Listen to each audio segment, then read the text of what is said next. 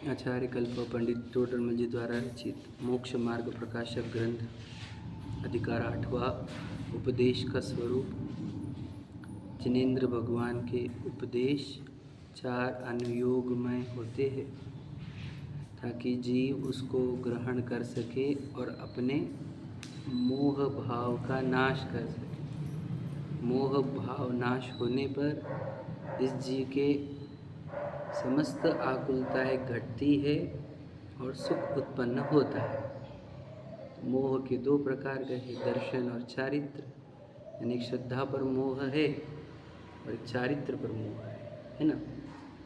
तो ये इन दोनों के मोह का नाश होगा तभी सुख होगा, ऐसा वस्तु स्वरूप है। तो सबसे पहले हमें ये कहा गया कि हम वस्तु कौन है ना। कौन बताएगा? द्रव्यानुयोग। द्रव्यानुयोग बताएगा 6 द्रव्य है विश्व में। एक आकाश है, काल है, धर्म अधर्म है, पुद्गल है और एक जीव है। वो जीव द्रव्य अपन है, ऐसा विश्वास करो, है ना। फिर उसको बताया कि जब जीव अपने पदार्थ का लक्ष्य करेगा तो उसको स्वभाव उत्पन्न होगा और जिससे वो सुखी होगा, और यदि वो पर द्रव्य का लक्ष्य करेगा तो विभाव उत्पन्न होगा जिससे वो दुखी होगा। तो ये विभाव क्या है कि पर द्रव्य के दृष्टि जाते हुए वह मैं लगना, मेरा लगना, उसका अपने को कर्ता मानना, भोक्ता मानना, यह विभाव है। फिर राग द्वेष हो जाना उसमें, वो विभाव है, बराबर। तो ये जीव इन पर पदार्थों को देख देख कर मोहित होता है, राग द्वेष करता है, इससे इसके अंदर दुख उत्पन्न होता है ना। तो जहाँ जहाँ राग है वहाँ वहाँ दुख है, ये समझ में आना चाहिए। राग का अर्थ इच्छा है ना, चाहिए वाली इच्छा, इष्ट कल्पना होने पर होने वाली इच्छा वो राग होता है। तो इस जीव को जब तक इसके अंदर राग है तब तक इसे सुख नहीं, ये बात याद रखना, सिंपल है बात। तो जिसने वस्तु स्वरूप देखा कि विश्व में 6 द्रव्य है, मैं जीव द्रव्य हूँ, मेरा कार्य क्या है, जिसमें मुझे तकलीफ़ किसमें होती है और मुझे शांति कब मिलती है, तो अपने आप को अच्छा से देखा उसने। तो देखा कि जब जब मेरे अंदर एक इच्छा उत्पन्न होती है तो मैं दुखी होता हूँ। तो फिर उसने वो इच्छा को समझ लिया कि मुझे इच्छा नहीं होनी चाहिए। तो फिर उसके अंदर ये बैठ गया है कि अपने को इच्छा किसी प्रकार की करनी नहीं, राग करना नहीं। राग होगा तो दुख होगा, राग नहीं होगा तो सुख होगा, समझ रहे। तो अब उसके अंदर क्या हो गया, वीतराग भाव के अंदर सुख है, ये मान्यता बैठ गई। और यही सम्यक दर्शन है उसका, वीतराग भाव में सुख है और राग भाव में दुख है, ठीक है। तो अब उसके लिए मतलब हमने कल बताया था कि धर्म होता क्या है। कोई जगह का नाम धर्म नहीं है, कोई काल का नाम धर्म नहीं है, कोई वस्तु का नाम धर्म नहीं है, बराबर है कि नहीं। तो धर्म है क्या, जो वस्तु है उसके गुण धर्म के अनुसार वो परिणमन करे, वो धर्म है, बराबर है। तो हम चेतन वस्तु है, चेतन वस्तु अपने ज्ञान दर्शन चेतना रूप परिणमन करेगी तो धर्म है। और वही जब राग द्वेष रूप होंगी तो अधर्म है, समझ रहे। तो जिसको अपने वीतराग भाव में सुख है, राग भाव में दुख है, जिसे ये पता चलने पर जो वीतराग भाव को प्रकट करने के लिए उत्साही हुआ है, जिसे वीतराग भाव के प्रति अनुराग उत्पन्न हुआ है, ऐसा व्यक्ति बोलो धर्म अनुरागी जीव होने से वही जीव शुभ उपयोगी जीव है, ठीक है। एक मिनट, वो आगे भैया कोई जो है वो वहाँ का ना वो निकालना है, देखो स्लोली निकालता है।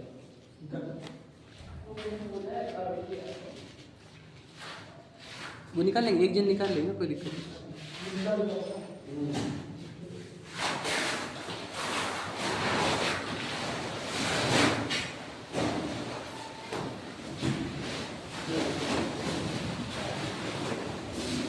हाँ बस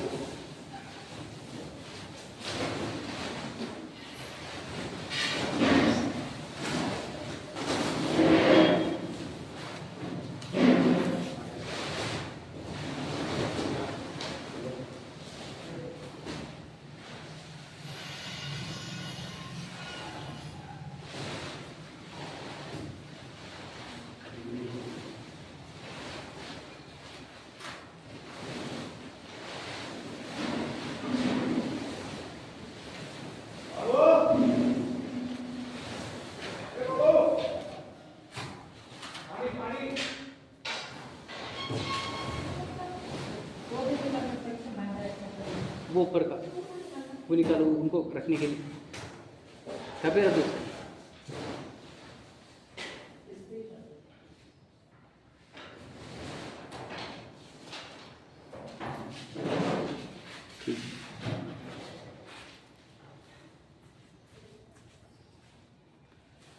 वीतराग भाव से अनुराग, यही धर्म अनुराग है और यही शुभोपयोग है, ये हमने कल पढ़ लिया था।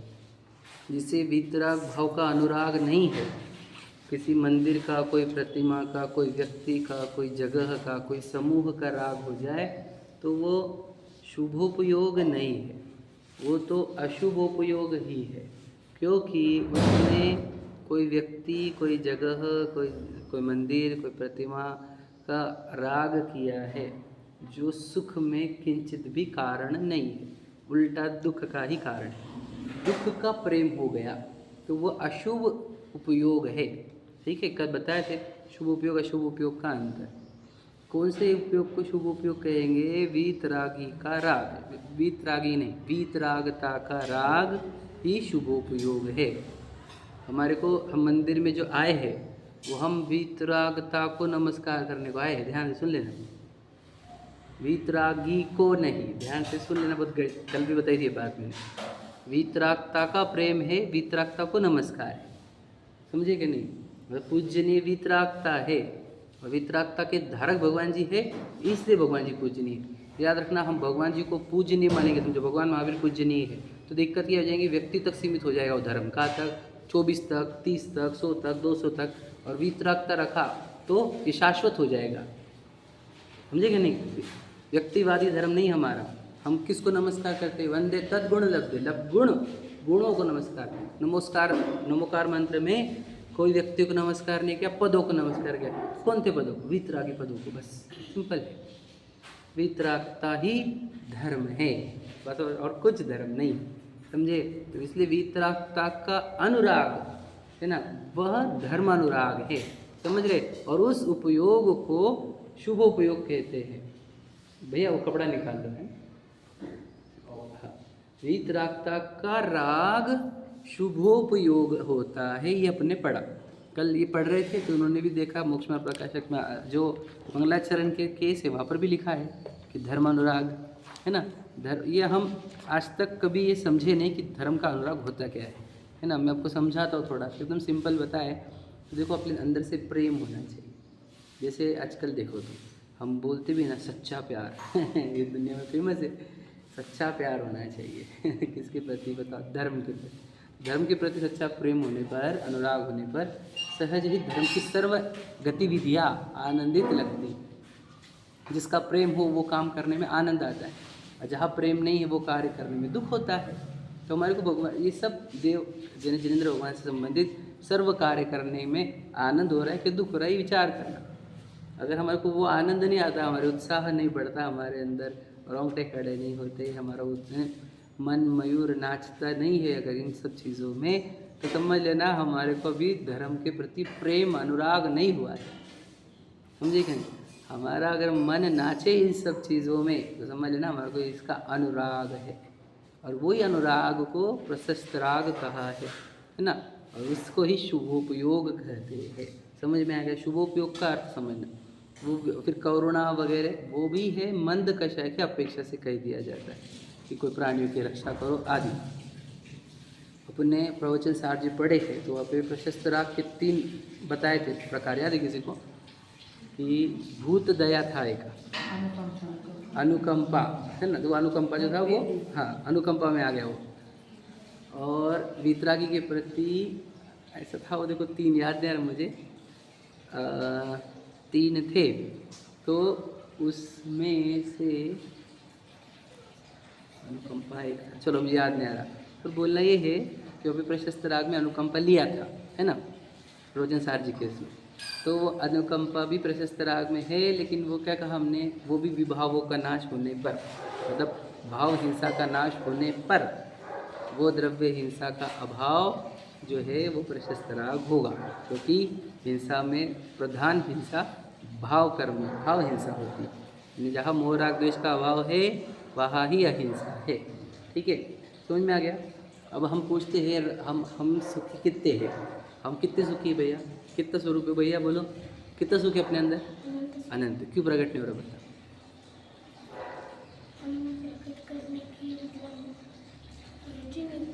रुचि नहीं है, क्यों सुख प्रकट नहीं हो रहा?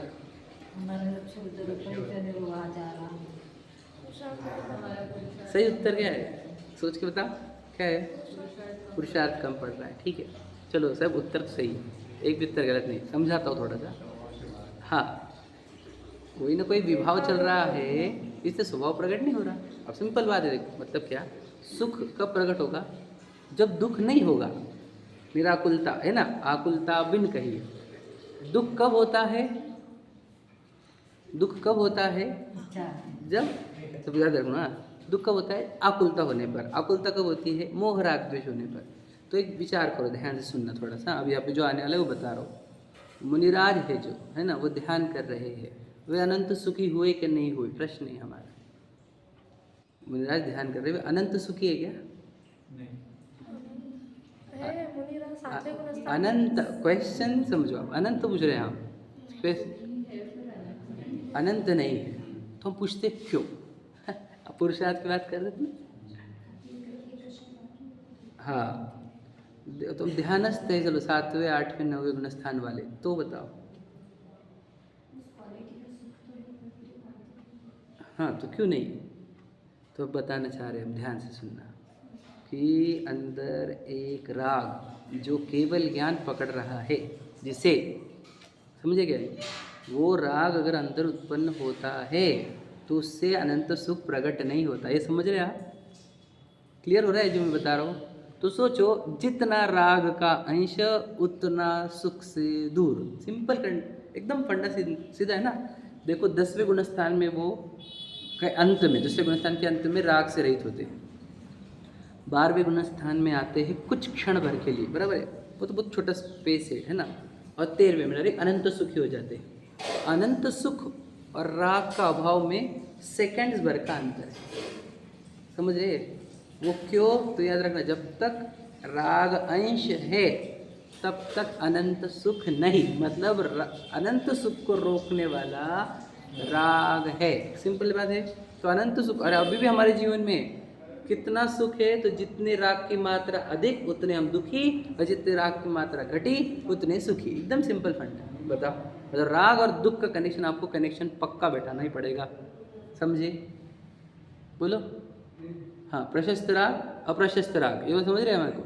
तो राग जो है उसके अनुसार प्रशस्त राग, अप्रशस्त राग, शुभोपयोग, अशुभोपयोग, शुद्धोपयोग, ये समझना आप लोग। आ जाओ 285 पर लास्ट पैराग्राफ पढ़ रहे हैं अपन। उपयोग के शुभ, अशुभ और शुद्ध, ऐसे 3 भेद कहे हैं। वहाँ धर्मानुराग रूप परिणाम, वह शुभोपयोग, समझ रहे? धर्मानुराग रूप परिणाम क्या है? शुभोपयोग। दूसरा पढ़ो, पापानुराग रूप व द्वेष रूप परिणाम, वह शुभ उपयोग। समझ में आए? 2 चीज़ें, अशुभ उपयोग के 2 चीज़ें, किसको कहा बोलो? एक पापानुराग और दूसरा द्वेष रूप परिणाम। ये क्लियर कर लो, खुद को चेक करो, कौन सा उपयोग है मेरा? शुभ उपयोग है क्या शुभ उपयोग है? भैया कुछ प्रॉब्लम है ना? ओके। 2 शुभोपयोग या अशुभ उपयोग, दोनों में से मेरा उपयोग कौन सा है? तो अशुभ उपयोग में सिंपल क्या है? पापानुराग, अनुराग है वहाँ पर भी सेम वर्ड, ठीक है। और द्वेष रूप परिणति, मतलब 2 चीज़ें आई वहाँ पर, क्या? राग और द्वेष। समझ में आया कि नहीं? तो और प्रशस्त जो शुभोपयोग था वहाँ पर क्या था? सिर्फ राग था। आप समझे कि नहीं? समझे नहीं? प्रशस्त राग में या शुभोपयोग में सिर्फ राग था, है ना। और अप्रशस्त राग यानी अशुभ उपयोग में राग और द्वेष दोनों है, समझ रहे? तो जो शुभोपयोग था वहाँ पर धर्म अनुराग था। तो धर्म का अनुराग भी हमने क्या बताया? कोई मंदिर वगैरह का नहीं, वीतराग भाव का, है ना मेरे? वीतरागता का जो राग है वो शुभोपयोग आता है ना, वो प्रशस्त राग आता है। और अब यहाँ पर जो है अशुभोपयोग, उन्होंने क्या कहा? पापानुराग। अभी पापानुराग चलता है क्या हमारे को? प्रश्न है। कब कब कब चलता है ये बताओ? नहीं, ऐसा डायरेक्टली नहीं, जनरल नहीं, स्पेसिफिक बताओ। कौन सी जगह पर आप बोलोगे कि वहाँ पे पाप अनुराग चल रहा है हमारा? घर पे। कैसे? कहाँ पर? वो पाप में आते हैं, हिंसा, झूठ, चोरी, कुशिल, परिग्रह, 5 पाप बोले हैं। हिंसा में आते हैं। ओके ओके ओके, कंसिडर्ड लेकिन वेरी शॉर्ट समझ लिया, थोड़ा सा ही है वो। इसमें भी होता है उद्योगी हिंसा। हाँ, उद्योगी हिंसा, हिंसा चाहे एंगल बता रहे, परिग्रह नहीं वहाँ पर, परिग्रह में वो घर ही तो परिग्रह है, अब घर में जाना ही पाप है, ये समझ नहीं रहे हम आप समझे नहीं क्या बोला मैंने? घर का प्रेम होना, घर का प्रेम है क्या हमारे को, तो परिग्रह अनुराग है, समझे कि नहीं समझे, यानी पाप अनुराग हुआ, क्या समझे? हाँ या नहीं? और पत्नी का अनुराग, वो बच्चों का अनुराग, ये नहीं है पाप अनुराग, पाप अनुराग है ना, वो पुत्र प्राप्ति कैसे हुई है तुम्हारे को, पाप अनुराग ही है वो, समझे क्या नहीं? तो यार अब समझ लेना, जिसे उसका प्रेम हो, किसका, ये पूरे विषयों का कहो, घर परिवार का कहो, इन सब का प्रेम पापानुराग है। क्लियर क्लियर समझो। कोई व्यक्ति आपको ऐसा दिखेगा क्या कि जो किसी से झगड़े नहीं करता, शांत चित्त व्यक्ति है, ठीक है, बड़ा सब जन उसको पसंद करते हैं कि बहुत अच्छा व्यक्ति है, बहुत अच्छा व्यक्ति, किसी से झगड़े नहीं, अपना घर भला अपन भले, ठीक है। अब वो हम अशुभ उपयोग वाला देखेंगे, शुभ उपयोग वाला देखेंगे, आप समझेंगे नहीं, जनरल हमका समझ भाई उसको किसी से द्वेष नहीं, किसी से झगड़े नहीं, चिंता नहीं, समझेगा, तो वो शुभोपयोगी होगा, ऐसा है नहीं, ये काफ़ी क्लियर बता रहा हूँ मैं आपको, समझा के दे रहा हूँ। यदि आपको प्रशस्त यानी क्या वीतराग भाव से अनुराग है, तब ही हमारे को शुभोपयोगी माना जाएगा। आपको उसको छोड़कर, याद रखना, वीतराग भाव को छोड़कर और किसी का भी अनुराग रहा समझे क्या कह रहा हूँ मैं, कठिन लगेगा आपको, किसी का भी वीतराग भाव को छोड़कर और किसी का भी अनुराग, वह अप्रशस्त यानी पापानुराग होगा। समझ में आ गया? Clear cut? हाँ हाँ, सब वर्णादि और राग आदि सब आ गए। और देखो, तो फिर द्वेष रूप, अगर आपको किसी के भी प्रति द्वेष चल रहा है, जो विधर्मी है उनके प्रति हो या जो साधर्मी है उनके प्रति हो, समझे कि नहीं, कि ऐसे छे वैसे छे चलते रहकर अंदर चिंतन में, तो समझ लेना हमारा अशुभ उपयोग चल रहा है। द्वेष परिणाम एक के प्रति भी नहीं होना चाहिए। क्यों बताओ, क्यों करें हम द्वेष? कौन है वो जीव है ना, वो तो सिद्ध समान दिखना चाहिए हमारे को। पर्याय से देखो मत, पर्याय में तुम्हारी कितनी अच्छी, बहुत अच्छी पर्याय क्या है कि नहीं? तुम वितरागी हो गए, तुम भी राग द्वेष वाले, वो बेचारा राग द्वेष वाला, किससे द्वेष कर रहे हो? समझे कि नहीं? उसको खुद को उसके कषाय उसके कंट्रोल में नहीं है, समझे कि नहीं? उसके उदय तेज है इसलिए उसके साथ वो हो रहा है, ऐसा समझ के छोड़ देना। द्वेष हमारे अंदर तो किसी के प्रति नहीं होना चाहिए, क्योंकि द्वेष परिणति, द्वेष में 2 प्रकार होते हैं क्या, प्रशस्त अप्रशस्त, नहीं आया है। द्वेष अप्रशस्त में ही आता है, द्वेष अशुभोपयोग में ही आता है, समझे कि नहीं समझे? क्योंकि द्वेष तीव्र कषाय ही परिणाम है, मंद कषाय नहीं रहता है द्वेष, समझे कि नहीं समझे? इसलिए उसको अशुभ उपयोग में ही रखा जाता है। तो द्वेष किसी के भी प्रति हो, बैर हो, बांधा हुआ हो, कुछ भी हमने, तो समझ लेना अशुभ उपयोग चल रहा है। सिंपल बात समझ लो, किसी के प्रति नहीं होना चाहिए हमारे। तो द्वेष परिणति और धर्मानुराग छोड़कर किसी का भी अनुराग और किसी का भी, तो सोचो मैं कैसे चेक करूँ कि मुझे किसका अनुराग है? How could I check? समझे कि नहीं? हाउ कैन आई चेक कि मुझे किसका अनुराग है? आंखें बंद करो, करो बंद देख लो क्या दिखता है, समझ रहे? और आधे घंटे बैठे तो किसका चिंतन चला, इससे समझ में आएगा कि हमारे को अनुराग किसका है। 24 घंटे लास्ट बीते होंगे आपके, लास्ट 24 आवर्स, सबसे ज़्यादा हमने जिसका चिंतन किया, समझ लेना हमारे को उसका अनुराग है। क्या आत्मा ही के नहीं चिंतन करने में? वितराग भाव आया क्या चिंतन में? कितना आया? बच्चा कितने बार आया? धन कितने बार आया? संयोग कितने बार आए? ये बताओ। इससे सिद्ध क्या होता है, हमारा अनुराग किधर है। एकदम क्लियर है बात, समझ लो, कठिन नहीं है। जिधर अनुराग होता है उधर के चिंतन आते हैं, चिंतन से उसकी चर्चा निकलती है, चर्चा के बाद उसकी क्रिया भी होती है। क्या समझे? सिंपल बात समझो। तो हम देवशास्त्र गुरु के निकट नहीं है यदि, तो हमारे समझ लेना हमारे राग में जो अनुराग है वो देवशास्त्र गुरु को छोड़कर है, इसीलिए उसी के चिंतन चले, इसीलिए उसके वचन निकले, चर्चा भी उसी की निकली और क्रिया में वही काम निकले जो देव शास्त्र गुरु से दूर थे। सही है कि नहीं सही है? सही बात समझना मेरी बात, अंदर से गहराई से पकड़ के देखना। मैं भगवान जी से या देव शास्त्र गुरु से या आत्मा से दूर जाता कैसे हूँ? कोई हम पूछते ना अपने आप चले जाते, अपने आप नहीं जाते, अनुराग लेकर बैठे हो। जिसका अनुराग है उसी का चिंतन है, उसी के अनुसार वचन निकलते हैं और उसी के अनुसार देह की क्रिया होती है। यही तो प्रक्रिया है और क्या है। हम अनुराग लेकर बैठे हैं ना उन सब चीज़ों का। अनुराग कहाँ से क्रिएट हुआ? ये मेरी पत्नी है, ये मेरा घर है, ये मेरा बच्चा है, ये सब है मिथ्यात्व। मिथ्यात्व के कारण अनुराग हो रहे हो। ये मेरे लिए बहुत हितकारी, ये मेरे को साथ देंगे, ये मेरा जीवन साथी है, ये मेरे को भला करेंगे, समझे कि नहीं? ये मेरे को उससे बहुत प्रेम, बहुत बच्चा है, अच्छी बच्ची है।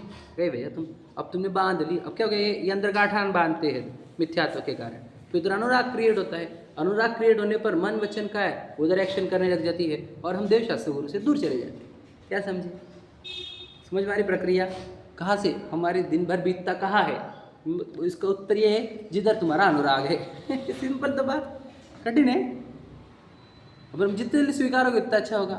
देव शास्त्र गुरु उसके निकट नहीं रहता दिन भर, तो इसका अर्थ क्या? आप बोलेंगे देव शास्त्र गुरु के दिन भर क्या करेंगे हम बोलते दिन भर तो करता क्या है बता, तू किधर लगा हुआ है तो बता हमारे को। फिर उधर का चलता है देखो दिन भर, वो अनुराग चलता है, पत्नी का अनुराग, धन का अनुराग चलता है दिन भर,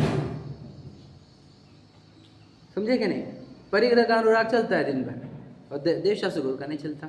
और देव शास्त्र गुरु मैं आपको बताऊँ, सच्चे रिश्तेदार हमारे तो देव शास्त्र गुरु। मेरे से अगर कोई कनेक्ट करता है, मैं तो आपको बोलता हूँ जन्म देने वाले माँ बाप होते हैं। ऐसे दुनिया में फेमस है।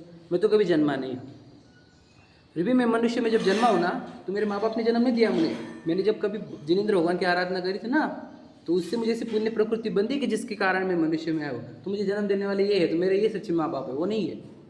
माँ जिनवानी को पढ़ा था तो भावना हुई थी ये मनुष्य बनकर कर्मों का नाश करना है, तो उसके कारण मुझे ये मनुष्य जन्म मिला है। मेरे माँ बाप ने नहीं दी वाला है, मेरे सगे रिश्तेदार, ये कौन समझेगा इस बात को? सच बताओ, सोचो जिसने जन्म दिया उनको भूल के दूसरी तरफ जा रहे हैं हम। ये कितनी गलत बात है। माँ बाप को भूलना अच्छी बात है। आप समझे कि नहीं समझे? नहीं, हम हमारे माँ बाप का फर्ज नहीं बार। भैया तेरे माँ बाप ये, पूछ लेना किसी को भी, समझदार व्यक्ति को पूछना। ना समझ बोलेंगे कि वो माँ बाप, बेटा वो तेरे शरीर का जन्म दिए है उन्होंने, समझे कि नहीं? तो किसकी आराधना करके यहाँ पर आए, विचार कर लेना। ये पंच परमिष्टि की आराधना के बिना यहाँ पर जन्मता नहीं था तू, समझे क्या नहीं? मनुष्य वो जन्म तूने जो प्राप्त किया है वो उनकी आराधना से मिला है, ये माँ बाप की आराधना से नहीं मिलता। माँ बाप की आराधना करेगा तो जाएगा नरकों में। विचार करो जरा, संयोगों की आराधना है वो,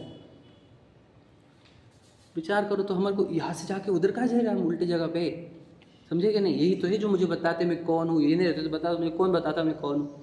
तो ब्रह्मे जी रहते, वो माँ बाप तो बोलते बेटा सनी विशाल ये वो ऐसी बातें कर करके और हम फंसाएंगे संसार।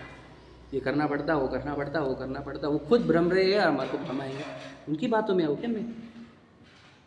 अरे हम उनका आदर करते, विनय करते, क्योंकि व्यवहार में हमारे माँ बाप बोले जाते हैं, समझे क्या? हम उनको दुखाते नहीं, हमारा प्रयत्न है, समझे क्या? परंतु भैया नहीं, वो हमारे नहीं है। सच्चाई ये है, विवेक रखो, विवेकशील बनो, समझे क्या नहीं? भ्रम में नहीं जीना चाहिए हमने कि नहीं माँ बाप है, माँ बाप है, माँ बाप करो, माँ बाप ने। भैया कोई किसी का माँ बाप होता ही नहीं। युग बहु जीव को साथी सगा ना कोई, लिखा है सगा भी नहीं ना कोई, साथी भी नहीं। वो सोचो यहाँ से निकलते कहाँ पे अपन, वो साथी सगे के रिश्ते निभा रहे। यहाँ पर बोलते हैं साथी सगा ना कोई, चले हम साथी सगे के पास। तो ये समझ रहे, ये पापानुराग है, समझे क्या नहीं? पापानुराग ही है। यानी हम अपने आप से, मैं तो बोलता हूँ अपने आप से सच बोलो कि मुझे किसका अनुराग है। सच बोलना, झूठ बोलोगे ना तो खुद को बेवकूफ़ बना दोगे। याद रखना, रियलिटी पकड़ना, मुझे किसका अनुराग है। जिसका अनुराग है तो वो कैसे चेक करोगे? एक्टिविटीज़ पे, बॉडी की एक्टिविटी किधर हो रही मेरी, उससे निर्भर करेगा अनुराग किधर है। आप बोलेंगे नहीं हमारे को मजबूरी से करना पड़ता है, मजबूरी से करना पड़ता है ना। तो तेरा वहाँ पर हमारे को उदासी दिखनी चाहिए थी। क्या समझे? अनुराग नहीं है और करना पड़ रहा है तो उदासी दिखनी चाहिए थी हमारे को। समय काट के तू इधर आना चाहिए था। तू तो वहाँ ना उदास, वहाँ पे तो गए तो फिर भूल ही जाता सब कुछ। तो वहाँ पे उदासी थोड़ी तेरी, तो इसका अर्थ क्या? अनुराग नहीं है। समझे कि नहीं समझे? सच्चाई है क्या नहीं है जो बोला जा रहा है वो सब समझो आप। अनुराग किधर है, इससे समझ में आएगा शुभोपयोग अशुभोपयोग। समझ में आए? दो समझ में आ गए, धर्मानुराग पापानुराग, और द्वेष परिणति भी आ जाएगी किसमें? अशुभ उपयोग में। ठीक, देखो। और तीसरा राग द्वेष रहित परिणाम वह शुद्धोपयोग है। बताओ ये राग द्वेष के रहित परिणाम मतलब क्या? बताओ काकी जी, राग द्वेष से रहित परिणाम मतलब क्या? किसका अनुराग? धर्म का अनुराग? धर्म का अनुराग धर्म का अनुराग शुभोपयोग है।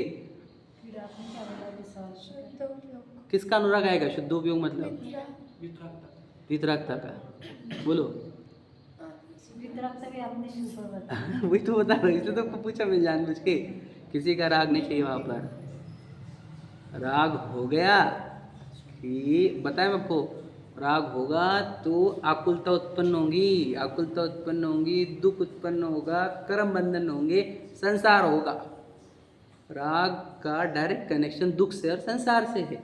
बता चुका राग आग दहे सदा। जहाँ राग नहीं वह शुद्धोपयोग होता है सिंपल एकदम। अब बताया भी था उपयोग को शुद्ध कब कहा गया? जब उसमें मिलावट नहीं है। जब राग की मिलावट आ जाती है तभी तो उसको अशुभ उपयोग या शुभ उपयोग कहा जाता है। समझे कि नहीं? अब हमने क्या बताया था? शुभ राग के साथ जो उपयोग है उसको शुभ उपयोग कहा जाता है, अशुभ राग के साथ जो उपयोग है उसको अशुभ उपयोग कहा जाएगा।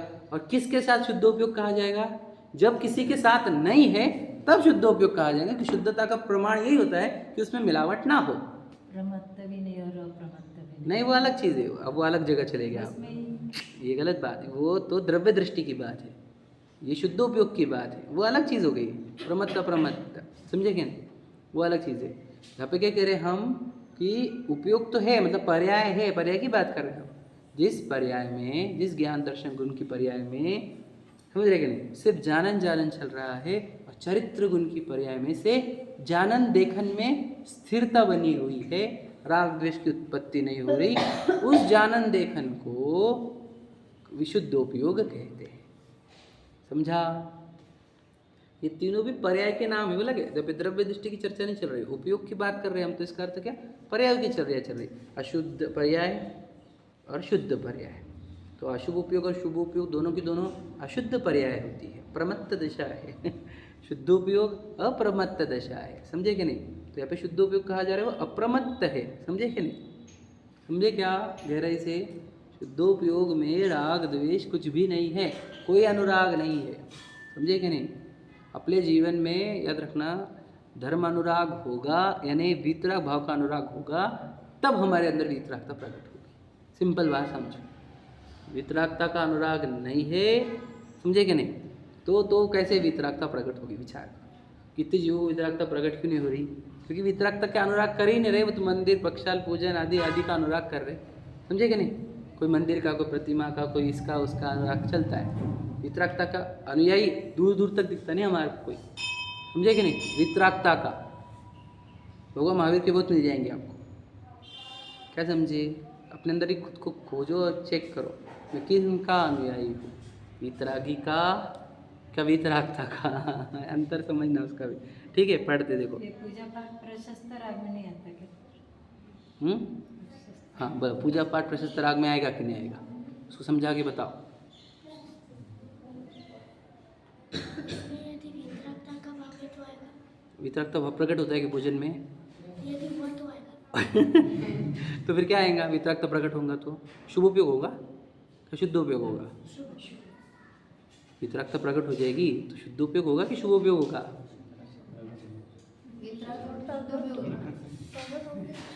क्लैरिटी करो। नहीं, वापस नहीं समझे आप, वस्तु स्वरूप समझो। चरणान्यों की अपेक्षा अलग होंगे, बता देता हूँ। वहाँ वीतरागी का राग चल रहा है तुम्हारे को और वीतरागता प्रकट करने की भावना चल रही है, वीतरागता के गुण को पूज रहे हो आप, तो वो प्रशस्त राग ही तो है और क्या है। समझे कि नहीं? पर वो अर्घ्य चढ़ाना प्रशस्त राग नहीं है, ध्यान से सुन लेना वापस।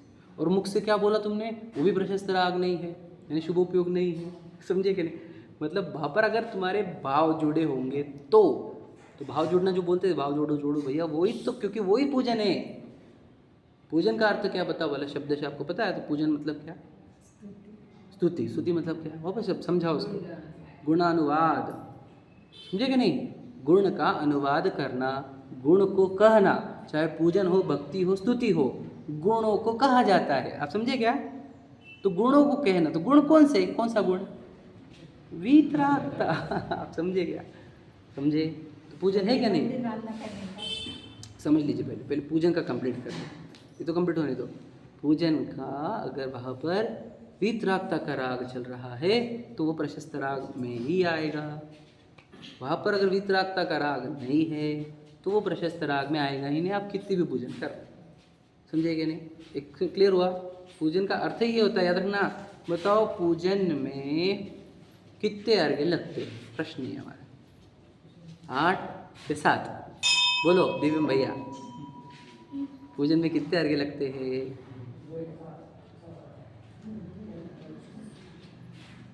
बोलो, लिखने में व्यस्त हो रहे हैं, बोलो बोलो जल्दी से, कितने अर्घ्य लगते हैं? हाँ, एक भी नहीं। अनर्घ्य तो अलग बात है, एक भी अर्घ्य लगता नहीं। और फिर अब तुमने क्यों लिए अष्टद्रव्य?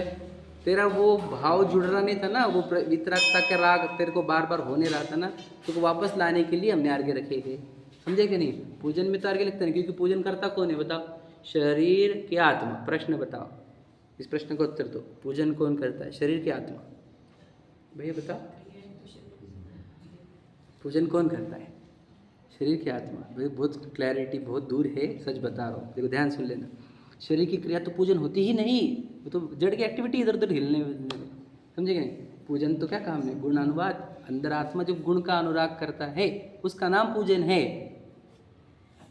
और वो आत्मा इधर उधर भटक जाता है ना, तो उसको वापस लाने के लिए शरीर का अवलंबन दिया। तो ये चढ़ा तो तेरे क्या हो जाएगा? चित्त उधर गया होगा, वो आ जाएगा और ये कर लेगा। आप समझे कि नहीं? देखो वो हमने अवलंबन दिया है, तेरा चित्त दौड़े नहीं इधर उधर इसके लिए। पूजन कौन करता है यार? शरीर थोड़ी करता है, शरीर से पूजा होती नहीं, और शरीर की भी पूजा नहीं होती, ये भी याद रखो। समझे कि नहीं? आत्मा करता है आत्मा की पूजा।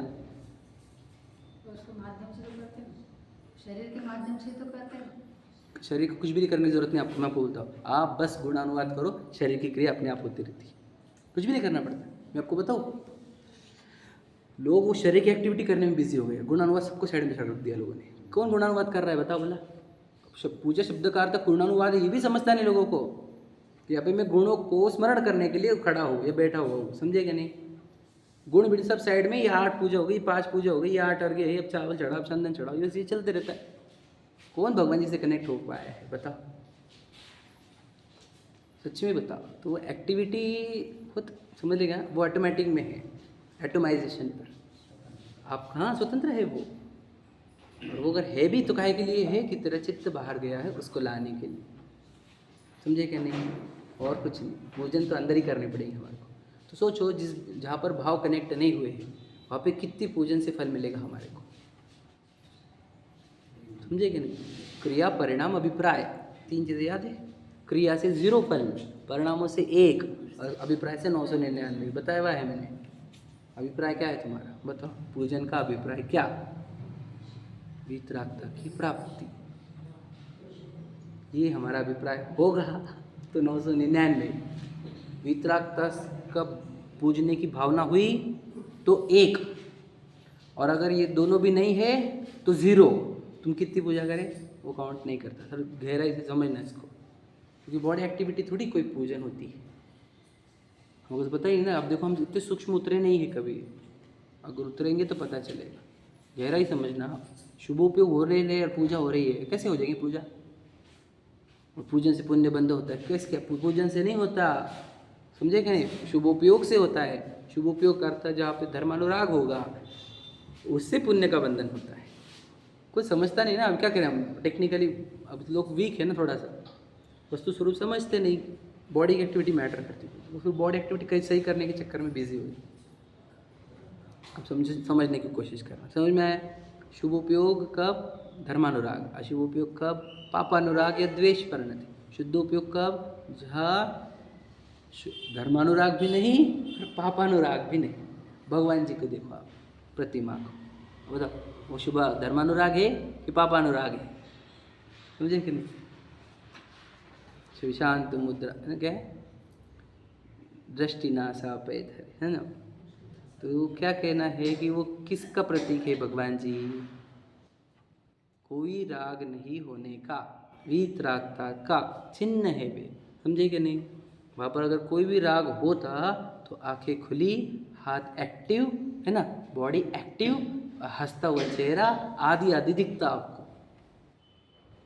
वहाँ पर धर्मानुराग नहीं है और पापानुराग भी नहीं है, इसीलिए उनको हम पूजते हैं, वीतरागी प्रभु। समझे कि नहीं? तो इसका अर्थ ये है कि हमारे को वीतराग भाव को पूजना है और वो प्रकट करना है। तो जो पूजेगा, जो बार बार रिवाइज करेगा वीतराग भाव को, उसके जीवन में वीतरागता आएगी। सिंपल बात है, समझे कि नहीं? जो वीतरागता को स्मरण भी नहीं करता, उसको वीतरागता आएगी कहाँ से? उसको शुभोपयोग भी कहाँ से होगा, ये प्रश्न है हमारा। भगवान जी अच्छा कर देते, देखो शुभ उपयोग नहीं हुआ है, अशुभ उपयोग हुआ है। तो लौकिक वांछा लेकर आए आप, तो ये अनुराग अभी भी पाप के ही है। पाप के अनुराग को अशुभ उपयोग कहा गया। बताओ, यहाँ पर आकर लौकिक वांछा लेकर आए हम भगवान जी के सामने, तो तुम्हारे को अनुराग काहे का रहा? लौकिक वस्तुओं का। तो लौकिक वस्तुओं का अनुराग पाप अशुभ उपयोग कहा गया है। क्या कह समझे? सब लौकिक वस्तु की अगर एक भी कांक्षा रहेगा यहाँ पर भगवान जी के सामने, तो अशुभ उपयोग रहेगा वो। समझे कि नहीं? स्वर्ग की इच्छा, अच्छी गति हो हमारी, अच्छी गति। अच्छी गति मतलब क्या भैया? चारों गति में एक भी अच्छी गति नहीं है। समझ रहे कि नहीं? अगर स्वर्ग के भी वांछा रह गई तो वह अशुभ उपयोग होगा मंदिर में आकर। समझे क्या? यहाँ अगर वीतरागी होकर मुक्त होने की भावना होगी तो वह शुभ उपयोग काउंट होगा। समझे कि नहीं? नहीं समझते लोग। अब क्या करें हम? बहुत हमने देखे दुनिया भर को, इतनी सूक्ष्मता नहीं समझते, क्योंकि उनकी ज्ञान भी इतने कम है और उनकी होनहार भी इतनी अच्छी नहीं कि वो ये समझ पाए। ये गहरी बात है, सूक्ष्म बात है। और उस मंदिर में आके भी अशुभ उपयोग में ही लगे रहते।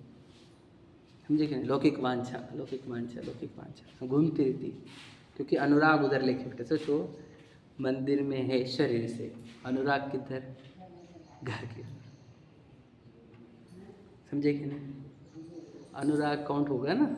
अनुराग किधर है? कोई वहाँ रहता है, उसका भी अनुराग यहाँ पर रह सकता है, तो अनुराग काउंट होगा कि तुम्हारा है किधर। अनुराग कैसे काउंट करेंगे? तुम्हारे को विचार किसके चल रहे हैं ये बताओ। समझे कि नहीं? तुम्हारे जिधर विचार चल रहे हो तुम्हारे को अनुराग है उसका। क्योंकि देखो, विचार मन में कब एक्टिविटी आती है? जब आत्मा में कुछ न कुछ हुआ होगा तभी।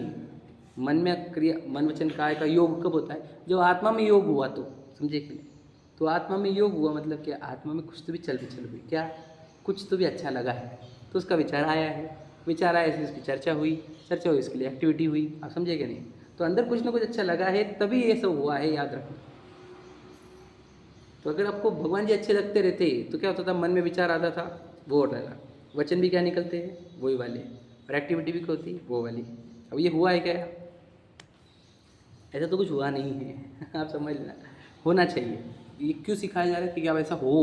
अनुराग रहे किससे? बता। ये वो है जिन्होंने, अब क्या बताया हम, हमारा उपकार अगर बात करें, माँ जितनी उपकारी दुनिया में, उससे अनंत गुना उपकारी तो जिनवानी माँ है। वो जिनवानी माँ और हमारी लौकिक माँ में अनंत फर्क है, अनंत का। और इसे ये भगवान जी भी, समझे कि नहीं? कितने उपकार किए इन्होंने, कौन बोल सकता है? बताओ। मनुरंग चिंता मणि लयो, वही दिखा हमने। एक रंग को चिंता मणि रत्न दे दिया आपने, और क्या, और कितने बड़ा उपकार कर सकते कोई की, किसी का। एक भिखारी को आपने चिंता, भिखारी जैसा फील करते थे हम खुद को पहचाने बिना। भगवान जी पता तुम्हें कौन महान वस्तु, वो हमको बहुत महान एकदम महिमा आती है उनकी कि आपने क्या दे दिया हमारे को, क्या दे दिया, क्या फील कर रहे थे हम बुरा, और आपने क्या क्या दे दिया हमारे को। समझे क्या नहीं? तो ये महिमा आती है भगवान जी की। किस बारे, किसके कारण? क्योंकि उन्होंने इतनी महान वस्तु दी। तो वो वीतरागी होने से उन्होंने हमारे को वीतरागता को बताया कि मोक्ष मार्ग क्या है, सुखी होने का मार्ग क्या है। ठीक है, पढ़ते हैं। देखो, सो इस छद्मस्त के बुद्धि गोचर परिणामों की अपेक्षा यह कथन है। मतलब क्या? हमने जो शुभ उपयोग, अशुभ उपयोग और शुद्ध उपयोग कहा, ये सब आपको समझ में आए ऐसी वाली बातें है। समझे कि नहीं? मैंने छद्मस्त जीव जो है उसकी बुद्धि में आ सके उतनी ही बातें करी है। ठीक है। कर्णानुयोग में कषाय शक्ति की अपेक्षा गुण स्थानादि में संक्लेश विशुद्ध परिणामों की अपेक्षा निरूपण किया है, वह विवक्षा यहाँ नहीं है। क्या? कर्णानुयोग में जिसको शुभ उपयोग, अशुभ उपयोग और शुद्ध उपयोग कहा है, वो चर्चा यहाँ नहीं है।